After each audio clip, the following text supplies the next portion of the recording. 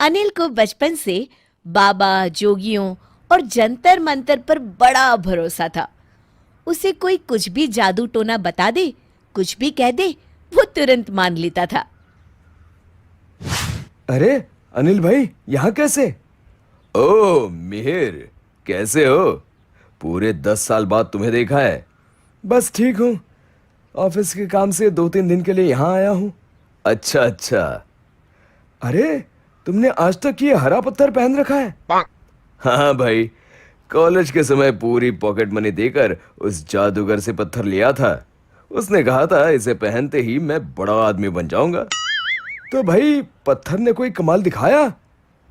अभी तक तो नहीं, पर मुझे यकीन है जल्द ही कुछ होगा। मैं तो तब भी कहता था, आज भी कह रहा हूं, ये सब जादू मंत्र कुछ नहीं होता दोस्त। तू देख ना, ये अंगूठी मुझे बड़ा आदमी जरूर बनाएगी। चल, भगवान करे ऐसा ही हो। कुछ दिन बाद अनिल एक विज्ञापन पढ़ता है। चेहरा देखकर भविष्य बताने वाले बाबा। बाबा जी से पूछ आता हूँ, मेरा भाग्य कब बदलेगा? अनिल बाबा के पास जाता है। आइए आइए, ये बाबा हिमालय से आए हैं। 25 सालों तक बर्फ में रहने के बाद बाबा ने ये सिद्धि पाई है।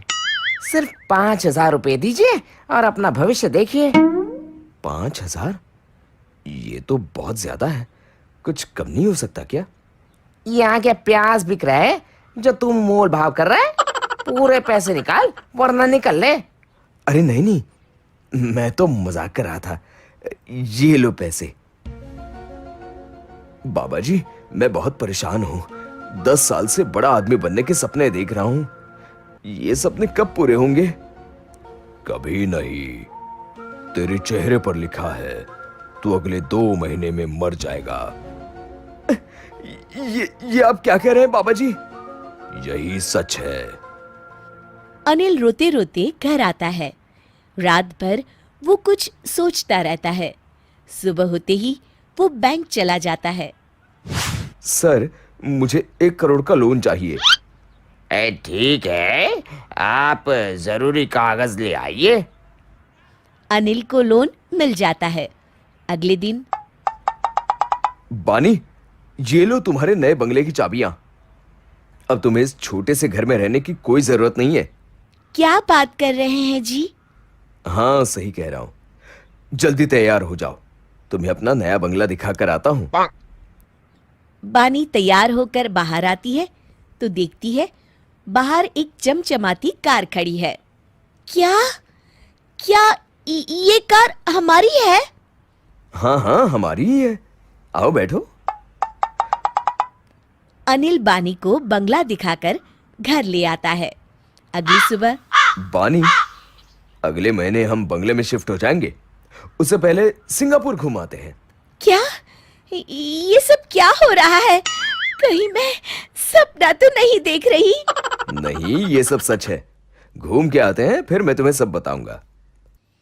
कुछ दिन बाद सिंगापुर से लौटते समय, ए जी, अब तो बताइए, इतने पैसे आपके पास कहाँ से आए?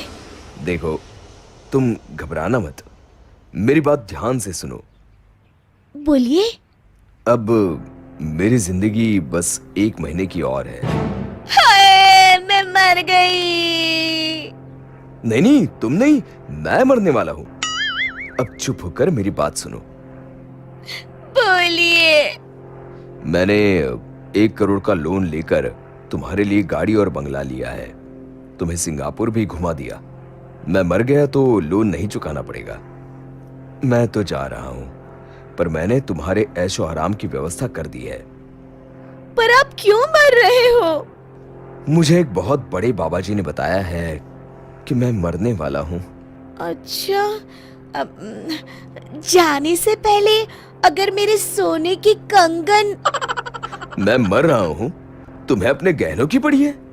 देखो जी, आप तो मर जाओगे, मुझे तो जीना पड़ेगा ना। इसी सोसाइटी में सबके साथ बिना कंगन पहने रहना।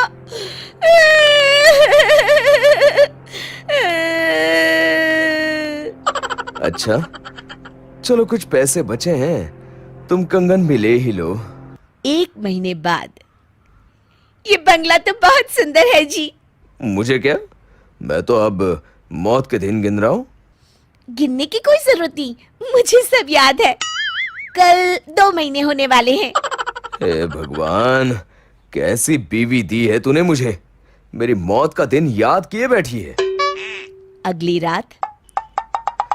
अभी तक मुझे कुछ नहीं हुआ, हो ना हो आज रात को ही मेरा टिकट कट जाएगा। अब कहाँ जाने की टिकट कर रहे हैं जी? मैं भी चलूंगी। चल, मरने जा रहा हूँ, तू भी चल। ओह, अच्छा अच्छा, नहीं नहीं नहीं, मैं तो यूं ही कह रही थी। हे भगवान, मैं मरना नहीं चाहता, कुछ करो प्रभु। मेरे कंगन वापस मत लेना, बाकी इनकी प्रार्थना सुन लो भगवान। अगली सुबह मियाँ बीवी खुशी से नाचने लगते हैं। तभी फोन की घंटी बजती है। जी, हम लेना देना बैंक से बोल रहे हैं। आपकी पहली किश्त 1 लाख रुपए अब तक नहीं आई है। आप जल्दी कीजिए वरना हमें पुलिस भेजनी पड़ेगी। हाय राम, ये तो मैं भूल ही गया। अब क्या होगा, कहां से लाऊंगा इतने पैसे? 1 लाख देने होंगे? इससे तो अच्छा आप। अरे भगवान, चुप हो जा। मैं आज ही एक गाड़ी, बंगला, गहने बेचकर सारा का सारा लोन चुकाता हूँ और उस बाबा को हिमालय वापस पहुंचाता हूँ। कितने सालों से इन बाबाओं ने मुझे मूर्ख बना रखा है।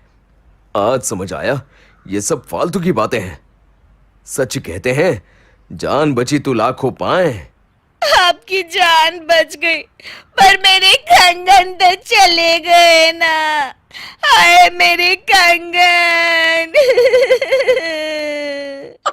शिक्षा। मेहनत का कोई विकल्प नहीं होता।